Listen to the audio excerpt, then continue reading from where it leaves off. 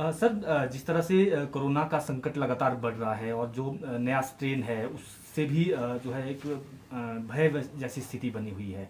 School फिर से बंद कर दिए गए हैं 21 अप्रैल तक। क्या दिशा निर्देश हैं और ऐसे में पढ़ाई जो है इस दौरान कैसे चलेगी? अभी कोरोना संक्रमण के मामले दिन प्रतिदिन बढ़ते जा रहे हैं और इस समय यह है कि सरकार की मंशा यह है कि भी उपाय, लेकिन किसी तरह से भय का वातावरण खड़ा नहीं होना चाहिए। और इसीलिए है कि कोरोना से बचाव बहुत आवश्यक है और जो शिक्षा जगत है इसमें बच्चों की संभाल करना बहुत आवश्यक है। और इसलिए हमने कहा कि बीच में ये चेन टूटना आवश्यक है और इसलिए है कि ये चेन अगर टूटती है तो हो सकता है उसके बाद मामले नीचे आना प्रारंभ हो जाए।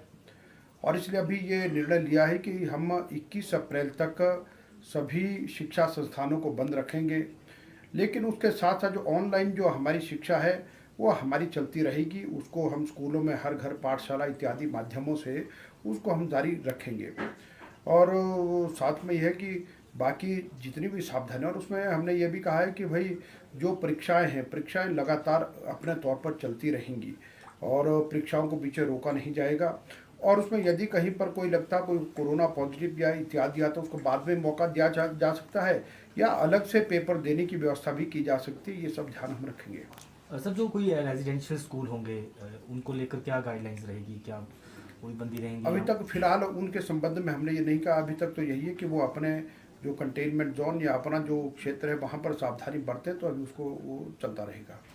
बाकी सर, एक इशू जो इस दौरान रहता है जब भी ऐसे स्कूल बंद किए जाते हैं तो जो प्राइवेट स्कूल हैं उनकी फ़ीस का मुद्दा एक हमेशा रहता है और इसको लेकर आंदोलन भी चले हैं। हालांकि डायरेक्शन भी सरकार की तरफ से कुछ एक हुई थी, उसको लेकर क्या डायरेक्शन रहेंगी? अभी तक ये कि हमने उसमें डीसीज और डिप्टी डायरेक्टर हायर एजुकेशन और की कमेटी बनाई है। जहाँ पर ऐसे इश्यूज कोई आएंगे, कोई समस्या आएंगे, तो हमने कहा है कि वहाँ पर उस कमेटी को पेरेंट्स रिपोर्ट कर रहे हैं और उसके मुताबिक वहीं पर उसका समाधान होगा।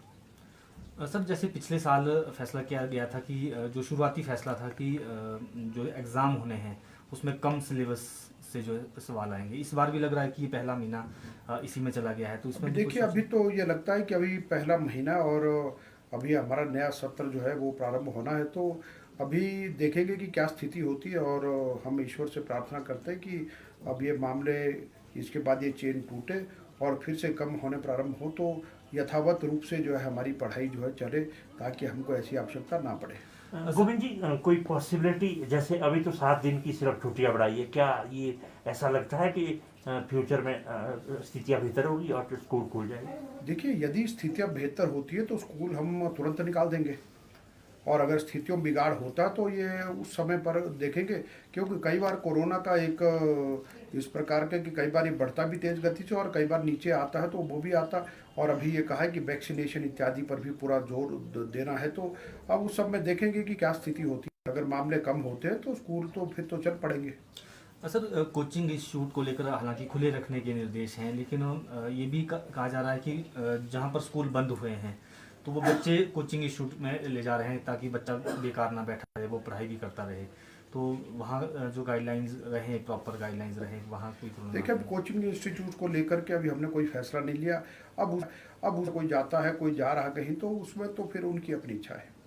एक सवाल है सर, जैसे स्कूल बंद है तो ऑनलाइन आप लगातार वो कर रहे हैं, इसमें भी कोई डेवलपमेंट किसी तरह का होने वाला फ्यूचर में अगर स्थितियाँ ऐसी रहती है? यदि कोई स्थितियाँ इस प्रकार की आती हैं तब हमको इसके कोई ना कोई तरीके तो निकालने पड़ेंगे।